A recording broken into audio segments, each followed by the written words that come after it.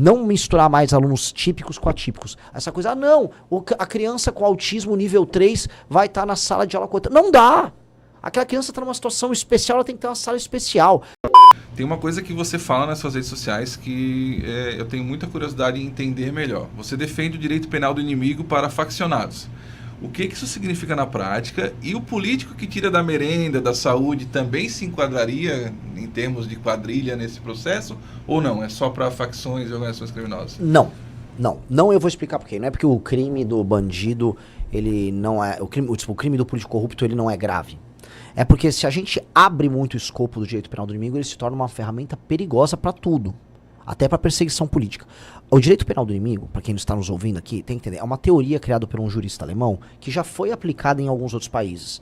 Que ela significa o seguinte: grupos que negam o Estado Democrático de Direito naquele país, que negam os direitos das pessoas e que estão permanentemente em cometimento de crime, como por exemplo organizações terroristas, o direito não pode ser igual para eles como ele é para qualquer outra pessoa.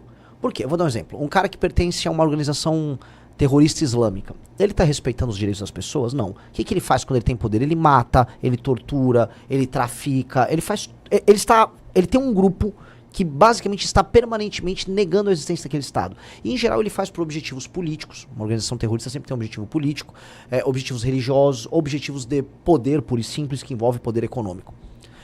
Quando ele fala então que tem que ter uma legislação especial, uma pessoa que pertence a uma organização terrorista, ela não pode ter, por exemplo, presunção de inocência. Então, quando um policial aborda ela e vê que, pô, esse cara pertence a uma organização terrorista, ela vai ter que ir presa direto. Ela não vai passar por um juiz de garantia, ela não vai poder ter uma progressão de pena quando presa, quando condenada, ela não vai poder ter um habeas corpus. Não, se ela pertence a uma facção, aquela pessoa está em cometimento de crime. O ato de pertencer à facção significa que ela está participando de um crime continuado que nega a existência própria do Estado. Ele é um inimigo do Estado. Então o direito penal do inimigo ele tem que ser usado só para um grupo muito específico de pessoas. Porque o direito contra essa pessoa vai ser muito pesado e muito veloz. O nome, inclusive, técnico usado é direito penal de terceira velocidade. Que ele tem uma velocidade muito alta. Ele tem a pena muito dura e a velocidade é alta. Pois bem, se eu fico enquadrando qualquer coisa nisso aí, já uma pessoa que tem uma opinião política diferente é enquadrado. Por exemplo, agora tá passando esses projetos lá, passou um projeto com voto da direita, né, voto do Flávio, né, o PL da misoginia, em que qualquer um que fale qualquer coisa que não seja vista pelo movimento feminista como adequada, tá incorrendo em um crime similar à injúria racial, que é inafiançável. Então vamos lá. Esse cara pode ser enquadrado também no direito penal do inimigo, que aí que a esquerda faria. Não pode. Então a gente tem que fazer um enquadramento muito simples, que inclua as facções criminosas, e apenas as facções criminosas, e eventualmente um grupo terrorista que apareça no Brasil, e só. Contra o resto, leis duras e penas duras. Então, contra um político corrupto, penas muito duras. Investigação pesada, Polícia Federal independente, COAF independente. E aí esse cara roubou merenda, vai ficar preso por muito tempo. O que eu tô falando esse cara vai ter o direito de defesa dele? Vai. Igual sei lá, se você brigar no trânsito com alguém, dá um socão no sujeito, derrubou o cara, beleza, você vai ter seu direito de defesa. Agora, o faccionado não. O faccionado, ele tá num status especial. O cara que rouba a merenda, ele tem que ser preso. Mas ele não tá participando de um grupo que está torturando pessoas, que está tomando áreas do território brasileiro e retirando o direito de ir e vir das pessoas. Seleciona-se a filha de uma pessoa que mora numa comunidade, se ela for bonitinha, se ela vai ou não vai namorar com alguém, se ele gostou dela, ela tem que fugir de lá se ela não quiser. Senão ela até é estuprada, como acontece em alguns lugares. Então, é bem importante a gente colocar isso, porque o direito penal do inimigo é uma arma muito pesada. Ele só tem que ser usado em casos especiais.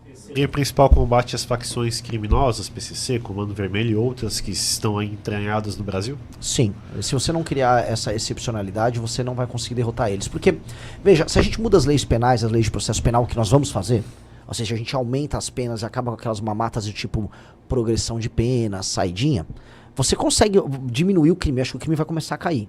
Porque o bandido ele tem que ter certeza da punição e ele tem que saber que as penas são altas. Primeira coisa. Então, nós temos que fazer isso. Só que as facções, elas estão muito poderosas. A gente ficou sem fazer nada contra elas por décadas. E agora o PCC controla, assim, de áreas do Porto de Santos, Baixada Santista, tem grandes empresas fazendo lavagem de dinheiro, é um complexo multibilionário. O Comando Vermelho que contrata, vamos dizer, que é dono de áreas do território brasileiro. Fui entender que lá em Criciúma, aquela favela que eu visitei ali, o Pinheirinho, com uma facção que é ligada ao Comando Vermelho, que é tipo uma franquia do Comando Vermelho. Pô, Gente, isso tem que ser destruído. E hoje, para destruir, isso tem que ter um status especial, porque só o que nós temos como lei não basta. Se bastasse, o BOP tinha resolvido isso no Rio. E eles falam, não dá. Eu preciso que vocês mudem as leis pra gente conseguir resolver. Educação em primeiro lugar é uma pauta, inclusive, que o grupo defende muito aqui. A gente tem um projeto muito legal, inclusive, nesse sentido, porque entendemos e defendemos que a educação pode ser a virada de chave para o Brasil. Qual é a missão do Partido Missão para a Educação?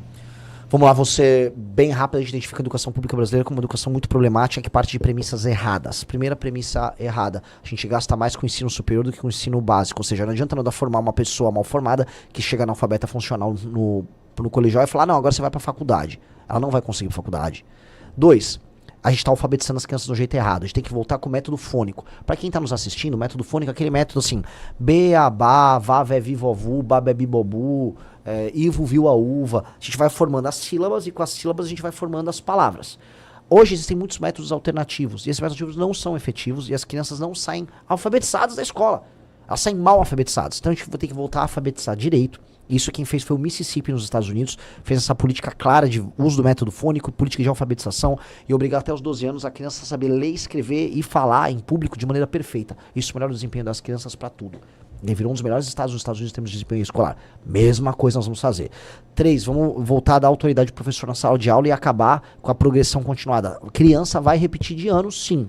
E o professor vai poder expulsar o aluno da sala de aula, dar advertência. O professor tem que voltar a ter autoridade. 4, não misturar mais alunos típicos com atípicos. Essa coisa, a criança com autismo nível 3 vai estar na sala de aula com outra. Não dá!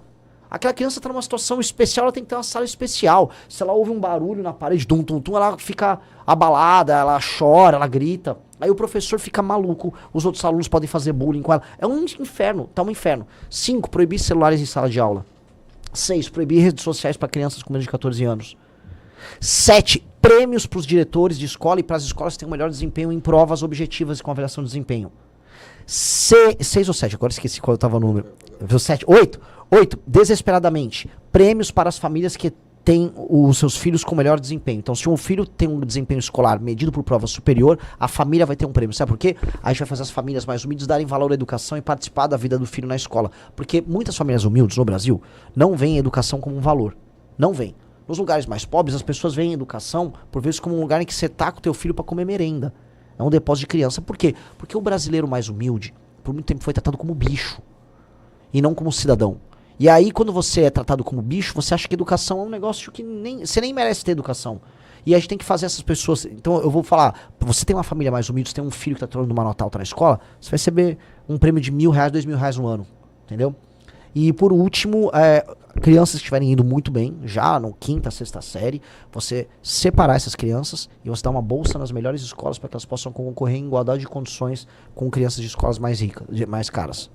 Para encerrar, até porque você vai ainda fazer uma gravação com o Ronaldo Santana aí para um conteúdo para a gente colocar na Rádio Monte Carlo em breve. O Brasil tem jeito ou o plano é ir para o aeroporto, como muitos jovens dizem? O Brasil tem jeito, cara. O Brasil é para ser uma das 5 maiores nações do mundo. Eu falo isso com tranquilidade. O Brasil só não será uma das 5 maiores nações do mundo se nós formos covardes. Tá? Covardes e não encararmos o nosso futuro. O Brasil tem território gigantesco, igual a Rússia tem, a Índia tem, a China tem, os Estados Unidos tem. O Brasil tem mais de 200 milhões de habitantes, igual todos esses países, menos a Rússia. Mas a Rússia tem mais de 130, 140, por aí. O Brasil ele tem recursos naturais gigantescos, igual esses outros países têm. O Brasil tem um PIB relevante, são em reais 12,7 trilhões de reais de PIB. Ou seja, ele está enquadrado nesse universo das grandes nações do mundo. Só que o Brasil não é visto como uma das grandes nações do mundo. Então, se a gente olha o Brasil como uma grande nação do mundo, ele será um grande lugar para se viver, para construir família, para você construir empresas, para você entender aqui como um polo exportador de cultura para o restante do mundo. Só que a gente não se vê assim, a gente se vê como um lugar podre, reles, que as pessoas chamam de bostil, tomado pelo tráfico, sem ambições. Temos que reativar essa ambição. Se tem ambição, os mais jovens vão construir algo grande. E tudo que um jovem quer construir é o legado dele, é a história dele, ter a aventura de viver. E as pessoas, quando desistem do Brasil e vão fazer isso em outro lugar, elas estão desistindo de um sonho muito grande. E eu quero reentregar esse sonho pro brasileiro. Falta se posicionar do tamanho que o Brasil é. É óbvio. Se você fica imaginando que você vai ser eternamente um coitado, você é um coitado.